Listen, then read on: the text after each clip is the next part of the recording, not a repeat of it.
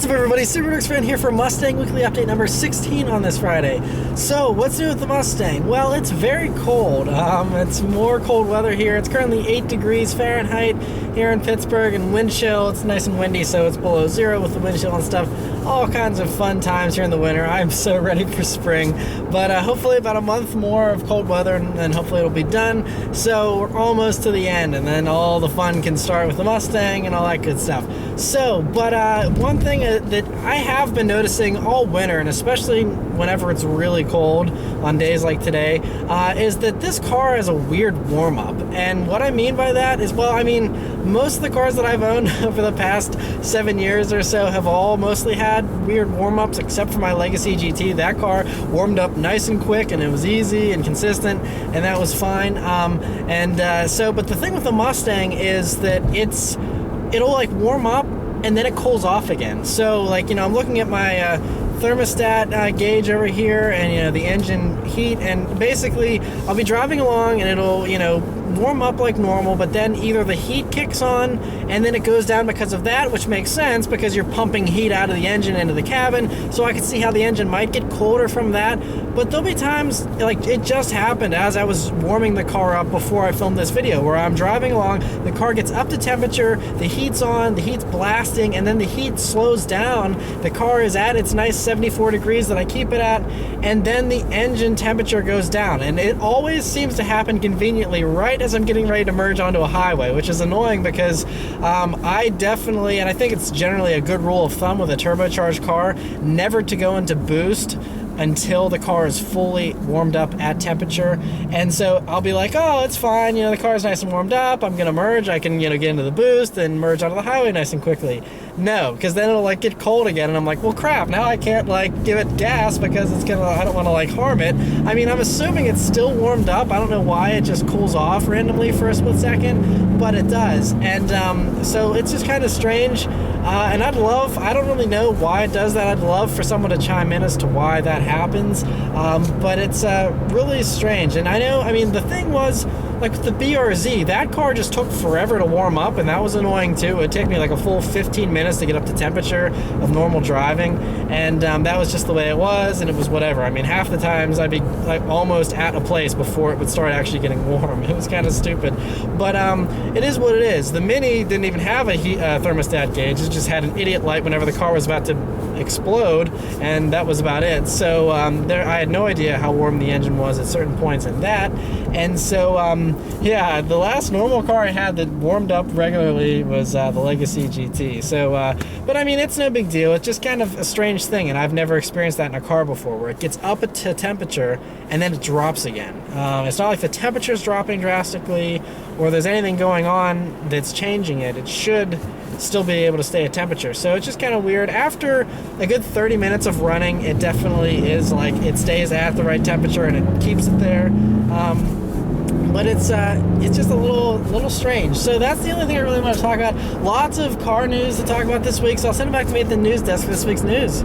Right, for this week's news, the first thing is a story that I've been seeing all over the news, not just car news, but everywhere, and that's talking about this new Apple car that's being rumored to be called Project Titan, and they're saying that it's a minivan-looking type of thing, and there was like a prototype that was heavily camouflaged, all boxed off, so you could hardly see, you can't see anything. It's just like a cardboard box driving around, essentially, to hide whatever it is that Apple is working on. But apparently, according to all the rumors, again, lots and lots of rumors, everyone wants to say, oh yeah, I know about the Apple car, and no one really knows anything. But what we're hearing here is that they're taking several of the Tesla engineers and giving them huge signing bonuses to work on this Apple car instead. They're working with battery makers, they're working with independent car manufacturers, like people that just build cars for other companies. They're not an actual company themselves.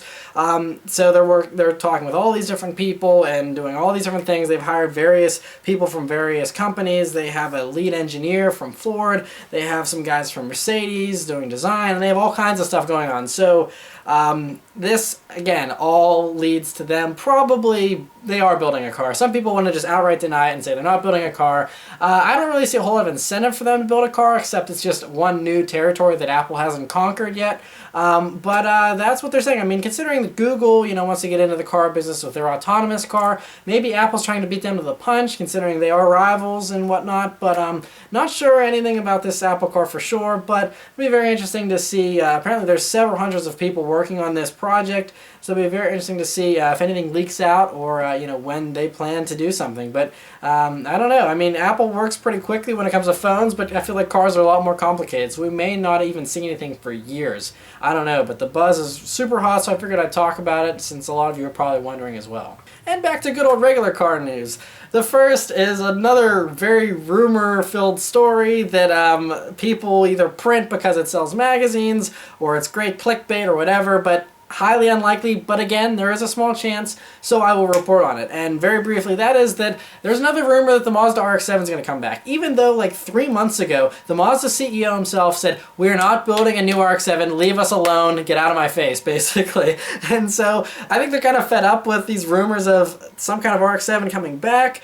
But because the RX-7s might not be coming back, doesn't mean an RX-8 successor wouldn't. And so that's kind of what this new story by Autocar is saying. They're saying that it's going to pick up where the RX-8 left off. It's going to be based on the Miata, and that it's going to have around 300 horsepower. It's going to be a rotary engine, and they're going to get back to the good old days. And they said they're doing it, it's going to be released in 2020 to celebrate Mazda's 100th anniversary. So I mean, that's obviously 5 years away, so again, don't hold your breath if this even comes true, but I kind of doubt that. Maybe it'd be a concept car, or maybe a very limited production thing, but hey, we can all dream, right? For some more confirmed actual stuff, though, the first thing here is McLaren this week revealed, there's a bunch of reveals this week ahead of the Geneva Motor Show, which is quickly approaching.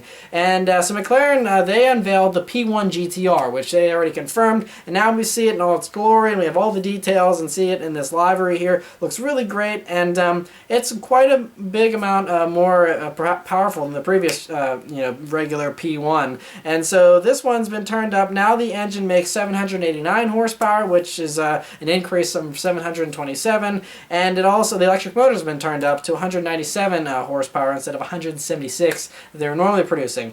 So we have a grand total of 986 horsepower in this car.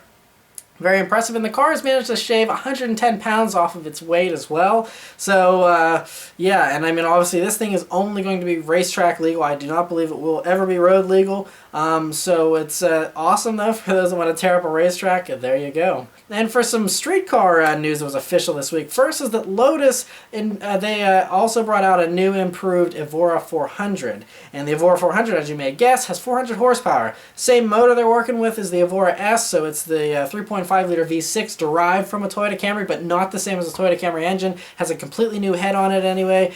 This one is pumped up about 50 horsepower from the standard Evora S for a grand total of about 400, right around 300 pounds-feet of torque, I believe. And it's also going to have added lightness, so they trimmed 50 pounds off of the weight, which for a car that's already as light as the Evora is impressive. And it has a nicer interior too, and this really gives me an Alpha 4C competitor vibe. That's kind of what I'm getting from this car. Will probably be a little bit more expensive than the Alpha and doesn't look as beautiful as the Alpha, I will say. So, you know how Mercedes revealed the new Maybach S600 recently? I sat in it at the Detroit Auto Show. Very nice car. For those that said, you know what, the Maybach's nice, but it doesn't really have enough room, now there's the Mercedes Maybach Pullman that they're going to be debuting at Geneva here. And as you may have guessed, it's a very long limo version and seats 2 additional people there in the middle, and very, very long. And so yeah. Some even cooler news though is Aston Martin. They have 2 awesome things that they revealed this week. The first is the hardcore Vantage GT3 special edition, which looks like a race car, but that sucker is actually going to be street legal. That is the most race car looking street legal car that I've seen, and it just looks awesome. They're only making 100 of them, unfortunately, but this is the final hurrah for the V8 Vantage before, or V12 Vantage before, the new cars that have the Mercedes engines start being produced. They said at the end of this year, which, if that's true, means hopefully we'll see some kind of concept of what these are going to look like here in the near future as well. But, so it's 220 pounds lighter than a standard V12 Vantage S. And, it's one heck of a car. So it'll do 600 horsepower. Pretty sweet stuff, and I just love the way that looks. But for some other really exciting news, Aston Martin has teased the Aston Martin Vulcan, which is going to be probably what some people are thinking is like a race-only car, like a kind of a competitor to the McLaren P1 GTR and the Ferrari FXXK and all that kind of stuff. I'm not sure, though. This could be a street-legal car. Some people are thinking it's going to be a successor to the 177, so it'll kind of be the hypercar that Aston Martin likes to do every once in a while to preview what's coming in the next few years for the lesser Aston Martins, which is what I am hoping this is, because, I mean, cars that are only legal on the racetrack are cool, but street cars, to me, obviously have more appeal. Also, last week, I mentioned the new Koenigsegg Regera and Agera RS that they're going to be coming out with at Geneva here, and they're mega cars, quote-unquote. We have more information on what they actually are going to be. So the Regera, that is actually going to be a more luxurious version, because I guess what they're thinking is Koenigsegg's are a little more hardcore than some people may like in their hypercar. So I guess they're going to go kind of more Pagani-ish with the Regera and probably give it a lot more high-end appointments. And it'll have, obviously, a higher price tag and probably maybe a little bit more power if the car is going to be a little bit heavier. They don't want it to be slower now than the regular Agera R and whatnot. So probably will have more than the 1,360 horsepower, maybe of the 1-to-1, and but anyway, it's going to be insane even with its more luxurious interior, and I think that makes a lot of sense. And then they said they're also going to go on the other side of the spectrum, and the Agera RS is going to be a stripped-out race hardcore version for those that thought the regular Agera was a little too soft. Again, not sure how many people are complaining about these things, considering, this car sells in extremely low volumes, and someone that wants a more luxurious or more hardcore version could probably just order a one-off and say, hey, give me carbon fiber and delete the carpets in the floor. But so apparently this Agera RS is going to be a more hardcore version, and again, it's going to be extremely limited production, I'm sure, for both of them, but very cool to see that. And a more mainstream supercar that's going to be coming out soon. Last week there was a teaser leaked image that apparently is claiming to be the new Audi R8. And so I think Audi kind of was like, well, we'll show you a little teaser of the R8 if you're really that eager. And so they unveiled this little hint of the new R8. And it looks good from what we can see. And it looks better than that image that leaked last week. That one looked like a regular old R8 with a body kit. This thing actually has some really cool looking headlights and these cool little slits in the intake there in the front bumper. And hopefully it does look a lot more extreme than what we were originally led to believe. This will also have laser headlights in markets outside of the US. Of course, in the US, laser headlights are still not legal for some dumb reason. So it's going to come with some dumbed down headlights here for America, but hopefully they'll still look as cool as these ones do. And there's been some rumors about the engines as well. And the rumors that I've been hearing is that it's going to have two different V10s in it.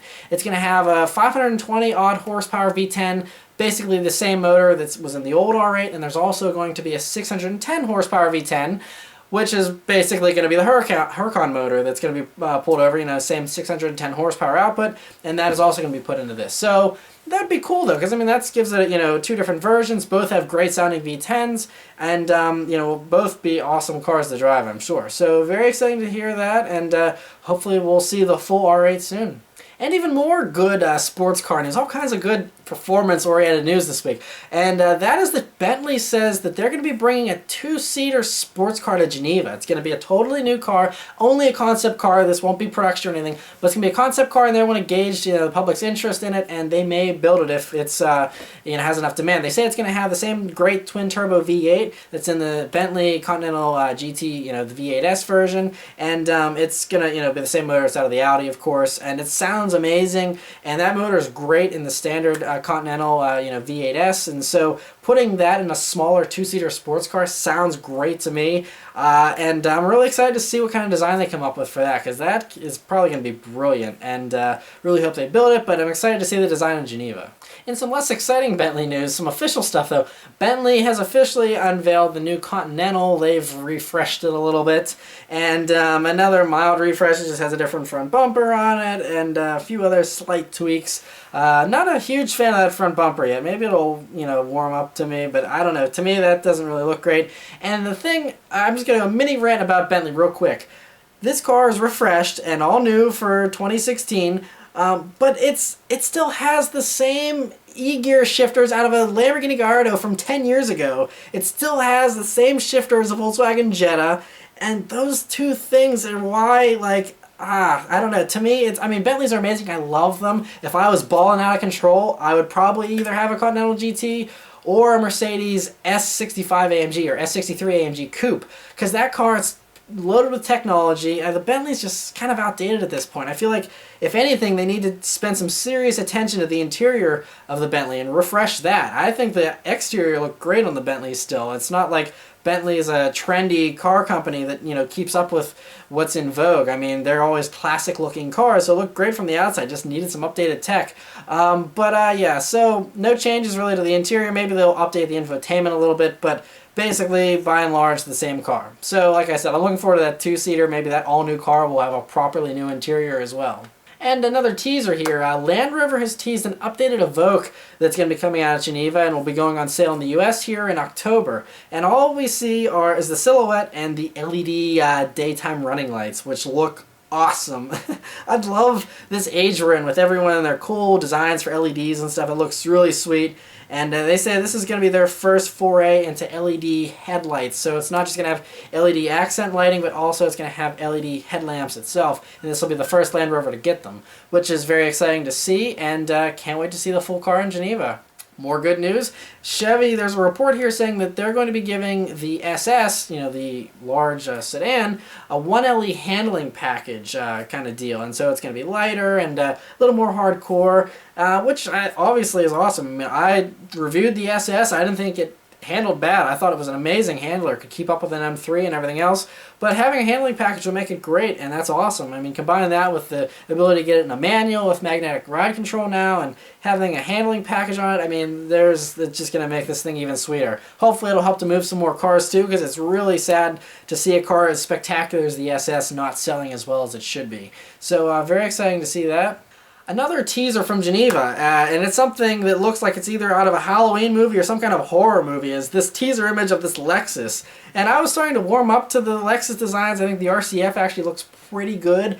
And then this thing comes out and scares the crap out of me. It's just, look at that thing. It looks like it's going to eat you alive. It's just, oh man, what a front end on that one. I gotta say, I don't know what kind of acid they're tripping on at Lexus, but it's got to be some strong stuff, because that thing, I mean, I know people like mean-looking cars, but that thing just, oh man, if I saw that in my rearview mirror, I would crap myself. I mean, wow.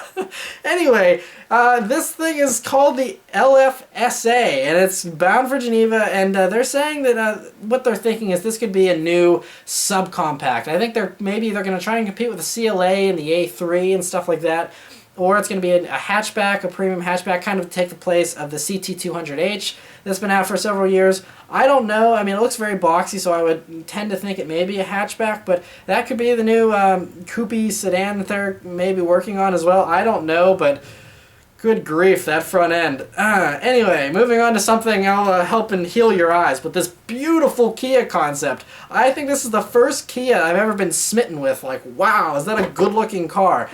So this is coming out of Geneva as well. I'm telling you what, if you want to go to an auto show that's exciting this year and you already missed Detroit, go to Geneva. All kinds of sweet stuff going to be coming out there. So this beautiful Kia is called the Sports Space concept. And, I mean, they're thinking this is only going to be a European-only deal. I sure hope not, because that thing needs to be on American streets now. That is a beautiful car. And even if it's based on an Optima, I mean, just give it that revised, little bit of a new front end, and give it that beautiful silhouette, and that is going to be a winner. Please, give it the turbo motor, and I mean, that would be a really, really sick car. So, awesome to see that, and like I said, please build it, please bring it to America. That would be amazing. Anyway, and another really good looking wagon. I don't know why everyone's bothering with crossovers. Just bring back these gorgeous wagons. Audi, they officially revealed the Prologue Avant, and all I can find is just this one image of it. Looks very beautiful though. It's kind of like the regular Prologue concept that we saw at the LA Auto Show last year, and it looks great. It's just the wagon version. It looks spectacular, and I hope that Audi makes this thing, if they make it, in a wagon. So cool to see that. And then some other good news, the Infiniti Q60 that was officially debuted at Detroit as it's going to be the Infiniti G37 Coupe, successor. They're saying it's going to have a twin turbo V6, and they're saying that horsepower output is 400 horsepower, and they're saying a high performance version can have 450 horsepower, which admittedly is less than the Infiniti Q50 Rouge, which was going to have a GTR motor in it. But I mean, for a swoopy coupe, 400 horsepower sounds good to me, and should be enough to keep up with an M3, or just about keep up with an M3. I doubt it'll be as sharp, but be a lot more luxurious, I'm sure. And it looks beautiful. I still adore the way that looks. And a quick little bit of sad news, Mini has officially discontinued the Coupe and Roadster, which were based on the previous, the R56 generation of the Mini, and were a cool idea, for those that didn't want the super boxy Mini. You could have these slightly more swoopier designs, but there's no plans to make a new version of them, and so they are officially dying off. And there's a few cars I missed at Chicago, because Chicago ended like last week right after I was filming the weekly update, and so there was all kinds of stuff that I kind of missed on, so I'll briefly go over those real quick. First is the Nissan 370Z Nismo Roadster concept debuted at Chicago, and this was the Nismo concept that I mentioned a few weeks back, that Nissan was bringing something new. This is all it is. It's a convertible version. It basically looks exactly the same as the Nismo Coupe that we got, which is a great car. It looks awesome, but just in convertible form. Nothing very exciting. They're saying this is just a concept, but obviously it'd be very easy for them to build it, because seeing as the current Nismo is in production. So we'll probably end up seeing that, but yeah. And another great car, Ford brought the GT from Detroit to Chicago, painted it silver, and it looks awesome in silver. And so yeah, I mean, this car, it's still probably my favorite debut this year, and looks amazing in silver, looks amazing in blue, just looks amazing, period.